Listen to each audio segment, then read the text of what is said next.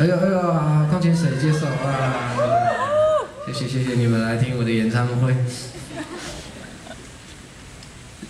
今天也不过是第2场而已，哇，接下来8场了，我的妈呀！你们怎么那么容易安静啊？聊天啊，交个朋友嘛。啊，你也来听署名的演唱会啊？你想聊聊，就把话匣子打开了啊。那么硬干嘛？沉默什么？好，聊聊天嘛，交个朋友嘛，这样好。有一首歌我常也说也会唱嘛，但因为这首歌其实是为了要写给我另外一个我很喜欢的一个歌手，他也是日本人的，对，哎，怎么知道啊？真的。这首歌替他写好已经2年多了，然后也去过日本唱给那些日本的歌迷，还叫他们录影，你知道吗？叫日本的歌迷录影，拜托 email 给安室奈美惠，想说日本 email 比较近啊，email 有分远跟近的吗？真的哦，没有哦，不会被挡信吧？台湾寄到日本不会被吧？不会被挡吧？还是系统不一样？不晓得，到现在都还没有回应呢。写给安室奈美惠。这首歌都快发霉了。好，今天唱另外一种版本啊，就是巴萨诺瓦的版本这样。歌的名字还没有想好，就暂时叫安室奈美惠。